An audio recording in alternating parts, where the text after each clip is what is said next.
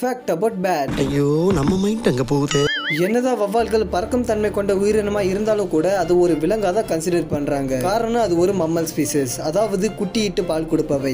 வவ்வால் முட்டையிடாதுங்க, குட்டி தான் போடும். என்னதான் வவ்வால்கள் பறக்கும் தன்மை கொண்டதாவே இருந்தாலும் கூட மற்ற பறவைகள் பறக்கிற மாதிரி ஈஸியா அதால பறக்க முடியாது. அதாவது பொதுவா பறவைகள் பறக்கணும்னா தங்களோட உடம்ப பூமியை நோக்கி புஷ் பண்ணி அதுக்கப்புறம் தங்களை லிஃப்ட் பண்ணிக்கிட்டு பறக்க ஆரம்பிக்கும். இது ஒரு ஜம்பிங் மெத்தட் மாதிரி தான். இந்த ஒரு விஷயத்த வவ்வால்களால பண்ண முடியாது. சில பறவைகள் பாத்தீங்கன்னா ஓடி போய் அதுக்கப்புறம் ஜம்ப் பண்ணி பறக்க ஆரம்பிக்கும். ஆனா இந்த ஒரு விஷயத்த கூட வவ்வால்களால பண்ண முடியாது. வவ்வால்கள் பொதுவா கொஞ்சம் தூரம் மட்டும்தான் நடக்கவே முடியும். தரையிலிருந்து பறக்கிற வவ்வால்கள் ரொம்ப கஷ்டப்பட்டு தான் பறக்கவே ஆரம்பிக்கும். அதனாலதான் அது மரத்துல தலைகீழா தொங்குதுன்னு சொல்றாங்க. ஆமா, வவ்வால்கள் தலைகீழா தொங்குறதுக்கான காரணம் திடீர் ஆபத்து அதுங்களுக்கு வந்தா கூட உடனே மரத்துல இருந்து தங்களோட காலை எடுத்துட்டு கீழே விழற அந்த ஃபோர்ஸை பயன்படுத்தி ஏர் மூலமா பறக்க ஆரம்பிக்கும். சரி, இந்த இன்ஃபர்மேஷன் பிடிச்சிருந்தா மறக்காம வீடியோக்கு லைக் கொடுத்துருங்க. அடுத்து எந்த இன்ஃபர்மேஷன் வேணும் அப்படிங்கறத கமெண்ட் பண்ணுங்க. தேங்க்ஸ் ஃபார் வாட்சிங்.